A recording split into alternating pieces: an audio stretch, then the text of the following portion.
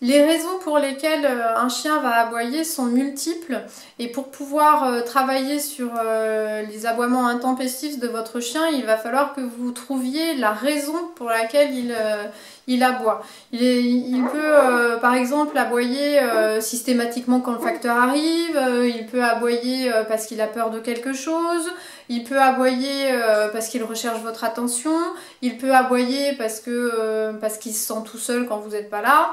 Enfin bref, il y a beaucoup de raisons pour que le chien aboie et donc il va falloir travailler sur la cause de l'aboiement plutôt que sur l'aboiement lui-même.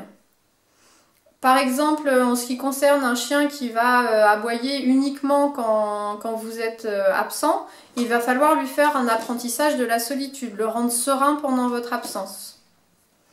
Il faut aussi se méfier d'une chose, c'est que beaucoup de chiens aboient parce que leurs maîtres leur ont appris à le faire.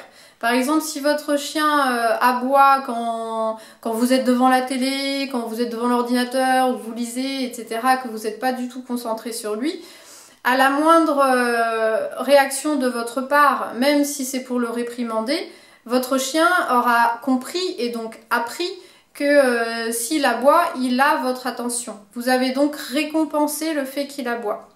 Dans ces cas-là, si c'est des aboiements pour recherche d'attention, la meilleure solution va être de complètement l'ignorer. Ignorer complètement un chien, ça veut dire ne pas lui parler, ne pas le toucher, ne pas le regarder. Si votre chien a vraiment pris l'habitude d'aboyer pour avoir votre attention, il va même falloir que vous changiez carrément de pièce dès qu'il se met à aboyer. Au fur et à mesure, il comprendra que les aboiements, au lieu de lui donner ce qu'il recherche, lui fait perdre votre attention.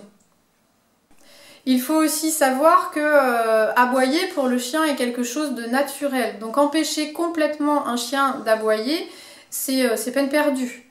C'est comme si on vous obligeait à ne jamais parler. C'est totalement impossible.